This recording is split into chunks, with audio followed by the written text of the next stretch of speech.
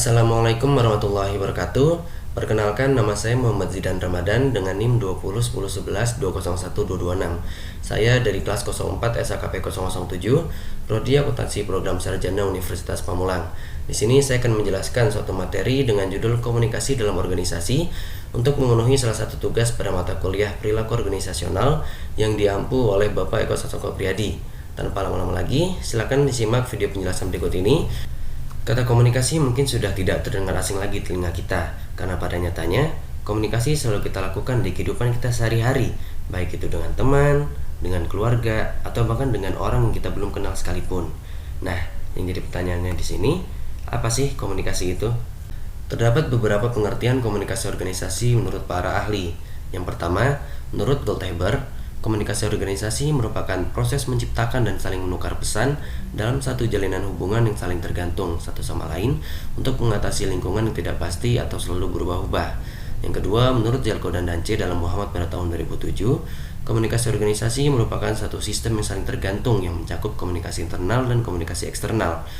Lalu yang ketiga, menurut Devito dalam Suharsono dan Dwiantara pada tahun 2013, komunikasi adalah proses pengiriman dan penerimaan pesan di antara dua orang atau kelompok dengan orang dengan beberapa efek dari beberapa umpan balik seketika. Lalu yang terakhir, menurut Deddy Mulyana dalam Suharsono dan Dwiantara pada tahun 2013, komunikasi adalah proses berbagi makna melalui perilaku verbal dan nonverbal yang dilakukan oleh dua orang atau lebih. Terdapat 5 unsur penting yang terkait dengan konsep komunikasi menurut Suharsono dan Dwiantara pada tahun 2013. Yang pertama ada unsur who, siapa yang ingin menyampaikan pesan. Yang kedua ada unsur says what, pesan apa yang ingin disampaikan. Yang ketiga ada unsur which channel, media apa yang digunakan dalam penyampaian pesan tersebut. Yang keempat ada unsur to whom, kepada siapa pesan tersebut ditujukan.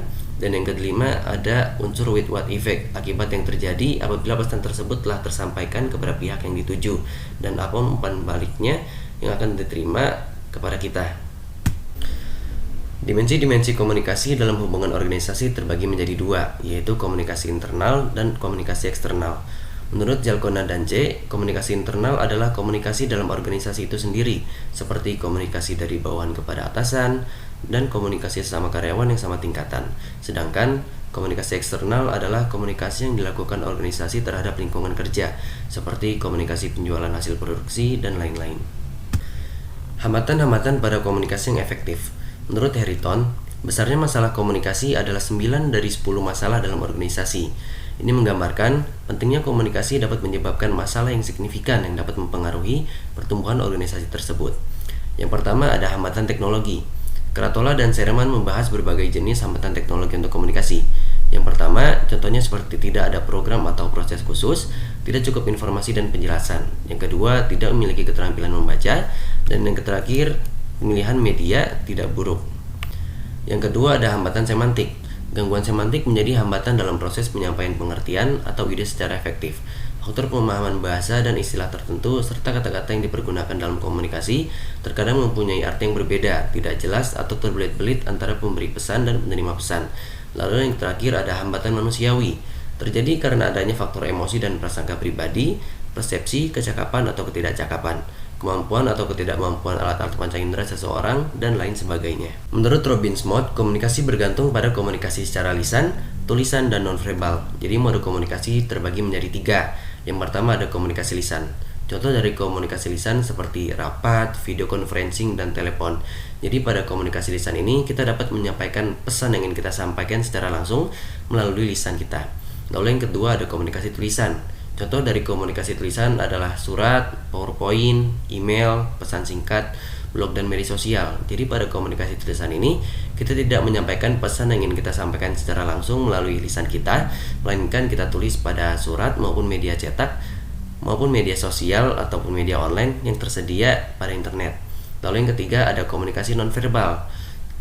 Dalam menyampaikan suatu informasi, tentu kita tidak hanya menyampaikannya secara lisan maupun tulisan saja, tapi terkadang kita dapat menyampaikan makna dari pesan yang ingin kita sampaikan, bisa melalui gestur tubuh maupun ekspresi wajah kita yang kita keluarkan pada saat kita berbicara, menyampaikan pesan tersebut. Cukup sekian pemaparan materi tentang komunikasi dalam organisasi. Saya mohon maaf apabila masih terdapat kesalahan, baik itu dalam penuturan kata maupun dalam penyampaian materi tadi. Saya ucapkan terima kasih, kurang lebihnya mohon maaf. Wassalamualaikum warahmatullahi wabarakatuh.